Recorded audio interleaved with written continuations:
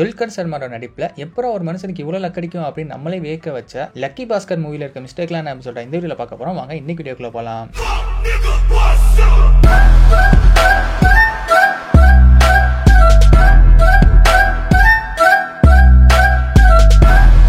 டிக்கு வந்து கதை சொல்ல வந்து ஸ்டார்ட் பண்ணுவார். அப்போதைக்கு வந்து அதோட டேட் வந்து 11 ஆகஸ்ட் 1989ங்கிற மாதிரி தான் வந்து காமிச்சிருப்பாங்க. அதே நாள் ஈவினிங் வந்து அவர் வீட்டுக்கு போகும்போது வீட்டில் இருக்க காலண்டரில் வந்து மார்ச் 1989ங்கிற மாதிரி வந்து காலண்டர் வந்து இருக்கும். பட் அதுக்கப்புறம் வர ஒரு சீன்லேயே வந்து ஏப்ரலோட காலண்டர் வந்து வச்சிருப்பாங்க. சரி, காலண்டரை தான் தப்பா வச்சிருக்காங்க அப்படின்னு பார்த்தா காலண்டரே தப்பு. இவங்க காமிச்சிருக்க காலண்டருக்கும் ஆக்சுவலான 1989 காலண்டருக்கும் சுத்தமாக மேட்சே ஆகாது. ஒரு டேட்டு கூட மேட்ச் ஆகாது. டிக்கு வந்து ஃபர்ஸ்ட் டைம் வந்து பேங்க்லேருந்து 2 லட்சம் எடுக்கும்போது அந்த பணத்தை வந்து ஒயிட் கலர் டேப் வந்து போட்டிருக்க மாதிரி வந்து காமிச்சிருப்பாங்க. பட் அதே பணத்தை வந்து ஆண்டனிட்ட கொடுக்கும்போது அதில் வந்து லப்பர் பேண்ட் வந்து போட்டிருக்கும். பேங்க்ல எடுத்த காசை ஆண்டனிட்ட கொடுக்கறதுக்கு நடுவில் வேற எங்கேயோ போய் பிசினஸ் பண்ணிட்டு வந்திருக்காரு போலயே டிக்கு வந்து 10 லட்சத்தை வந்து ஒரு சூட்கேஸ்ல வந்து எடுத்துட்டு போவாரு. அப்போதைக்கு வந்து அதில் வந்து ஒரு ஷர்ட்டும் ஒரு பேண்ட்டும் வந்து வைப்பாரு. பட் ஆனால் வந்து ஒரு பேங்க்ல வந்து ஓப்பன் பண்ணி காமிக்கும் போது எக்ஸ்ட்ரா வந்து ஒரு டவல் வந்து இருக்கும். டவல் எங்கேருந்து தான் வந்துச்சு? ஒரே மர்மமா இருக்கே. டிக்கு வந்து 16 லட்சத்துக்கு வந்து ஒரு கார் வந்து வாங்குவாரு. அதுக்கு வந்து செக் தான் வந்து கொடுப்பாரு. நான் பிளாங்க் செக் வந்து கேள்விப்பட்டிருக்கேன். அமௌண்ட் போடுற இடத்துல வந்து பிளாங்கா கொடுப்பாங்க. நமக்கு பிடிச்சதை வந்து ஃபில் பண்ணிக்கலாம். ஆனா இந்த செக்கை பாத்தீங்க அப்படின்னா அக்கௌண்ட் நம்பரே வந்து பிளாங்கா வந்து இருக்கு. நமக்கு பிடிச்ச எந்த அக்கௌண்ட் வேணா போட்டுக்கலாமா என்ன?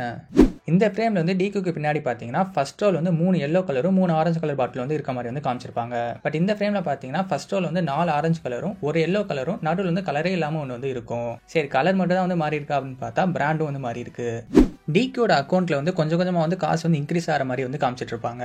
அப்போதைக்கு அவரோட அக்கௌண்ட் நம்பரோட லாஸ்ட் 4 டிஜிட் வந்து 1466 அப்படிங்கிற மாதிரி வந்து இருக்கும். பட் கிளைமேக்ஸ்ல வந்து இந்த செக்ல காமிக்க போதும் சரி, சிஸ்டத்துல காமிக்க போதும் சரி, அவரோட அக்கௌண்ட் நம்பரோட லாஸ்ட் டிஜிட் வந்து 1766 அப்படிங்கிற மாதிரி வந்து இருக்கும். சிபிஐ எல்லாம் யூஸ் பண்ணி மிரட்டி அவர் அக்கௌண்ட்ல இருக்க காசுலாம் வந்து வாங்குறீங்க. இவ்வளவு பண்ணியும் செக் வந்து ஒரு தப்பான அக்கௌண்ட் நம்பர்ல இருந்து வாங்கிருக்கீங்க. என்னத்த சொல்றது உங்களெல்லாம். துல்கர் சல்மானுக்கு வந்து லாட்டரி டிக்கெட் கிடைச்சது 21/5/1991 அப்படிங்கிற மாதிரி தான் வந்து காமிச்சிருப்பாங்க. அதுக்கப்புறம் தான் அவர் வந்து ஆடம்பரமா செலவு பண்ற மாதிரி வந்து காமிச்சிருப்பாங்க. பட் டேட்டை வச்சு பார்த்தோம் அப்படின்னா சில இடத்துல வந்து அதுக்கு முன்னாடியே வந்து செலவு பண்ற மாதிரி வந்து காமிச்சிருப்பாங்க.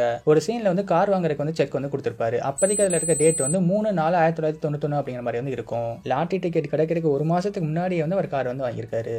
டிக்கு வந்து 10 லட்சத்தை வந்து ஒரு சூட்கேஸ்ல வந்து வச்சிருப்பாரு. அதை வந்து பேங்க்ல இருக்க ஒரு பெஞ்சில் வந்து வைப்பாரு. அப்போதைக்கு அவரோட ஹேண்டில் வந்து அவருக்கு ஆப்போசிட்ல வந்து இருக்க மாதிரி வந்து காமிச்சிருப்பாங்க.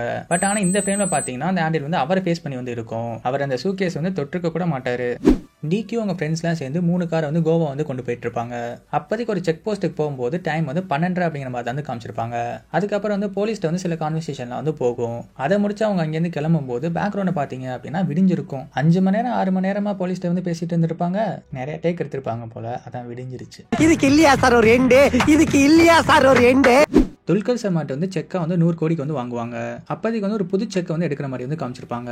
ஒவ்வொரு செக்குக்கு வந்து யூனிக்கான நம்பர் தான் வந்து இருக்கும். ஒரு செக்குக்கு வர நம்பர் வந்து இன்னொரு செக்குக்கு வந்து ரிப்பீட் ஆக வாய்ப்பே இல்லை. பட் இந்த ஃப்ரேம்ல வந்து இந்த செக் புக் மேல இருக்க நம்பர் வந்து நோட் பண்ணிக்கோங்க. அவர் வந்து இந்த ஃபர்ஸ்ட் செக் புக்கை எடுத்ததுக்கு அப்புறமும் அதுக்கப்புறம் கீழே இருக்க செக் புக்லயும் அதே நம்பர் வந்து இருக்கும். எல்லா இடத்துலையும் ஊழல் பண்ணிட்டு இருக்காங்களே. அவ்வளோதான் இன்னைக்கு இந்த வீடியோல எங்களுக்கு தெரிஞ்ச எல்லாமே இந்த வீடியோல சொல்லியிருக்கோம். இது இல்லாமல் உங்களுக்கு ஏதாவது தெரிஞ்சு அப்படின்னா கீழே கமெண்ட்ல சொல்லுங்க. இதே மாதிரி வீடியோஸ் நீங்க ரெகுலரா பார்க்கணும்னு நினைச்சீங்கன்னா மறக்காம காரைக்குடி பசங்களுக்கு சப்ஸ்கிரைப் பண்ணுங்க.